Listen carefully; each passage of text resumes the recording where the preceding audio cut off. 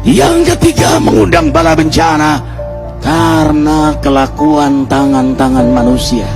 Rum 41.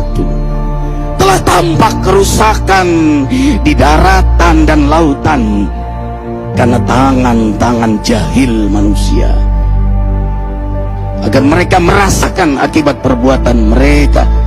Sebagian mereka merasakan akibat perbuatan mereka, agar mereka kembali kepada Allah. 7 sebab mengapa musibah datang bertubi-tubi. Yang pertama, karena banyaknya maksiat. Surah Yasin ayat 19 yang kita baca setiap hari. Kemalangan terjadi, musibah terjadi, malapetaka terjadi karena dosa keterlaluan kalian kepada Allah. Yang kedua, karena banyaknya orang berbuat zalim. Dengarkan surah Qasas ayat 59. Kami tidak akan menghancurkan satu daerah kecuali para penduduknya banyak berbuat zalim.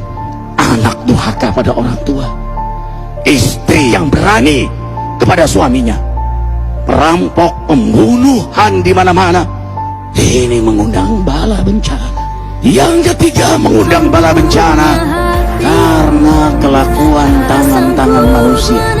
Rum 41. Telah tampak kerusakan di daratan dan lautan karena tangan-tangan jahil manusia, agar mereka merasakan akibat perbuatan mereka.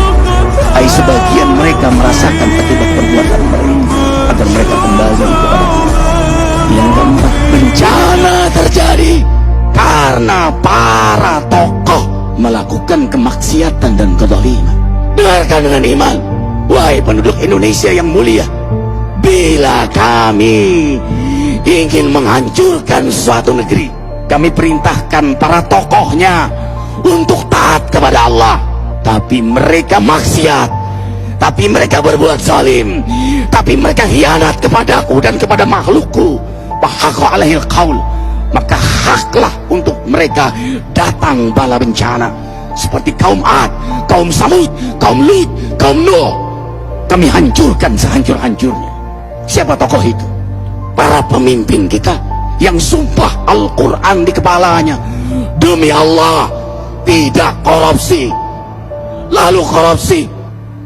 Siapa lagi? Hartawan, orang-orang kaya yang dengan harta berpoya-poya, sombong, maksiat dengan kekayaannya di tengah orang yang banyak menderita. Siapa lagi? Ulama yang menjual ayat-ayat Allah dengan murah. Subhanallah. Yang kelima, mengapa bala bencana terjadi? Karena orang-orang soleh, orang-orang baik diam melihat kemaksiatan dan kemungkaran.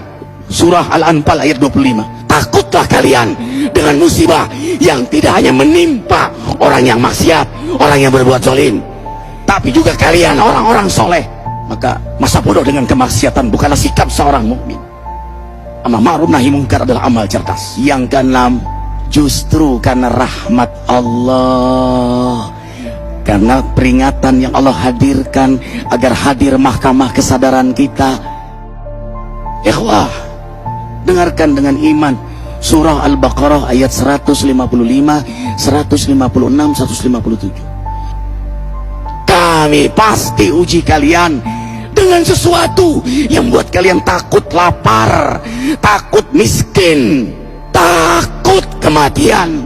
Tapi kabarkan berita gembira bagi hamba Allah yang sabar dari semua ujiannya, yang mereka berkata, sesungguhnya kami milik Allah dan sungguhnya kami akan kembali kepada Allah. Yang terakhir, yang ketujuh, ada yang nanya, bagaimana yang maksiat yang selamat? Tenang-tenang saja. Yang berbuat zalim malah sukses. Di mana keadilannya? Allah Maha Adil. Dengarkan surah Hud ayat 15-16. Barang siapa mencari kesenangan dunia, lalu dia menghalalkan semua cara, apa kata Allah? Kami beri, tetapi di akhirat tidak mendapatkan secuil pun kenikmatan, malah nikmat di dunianya menjadi bahan bakar azab untuk dirinya. Itulah istidrat. Lalu apa sikap kita sekarang?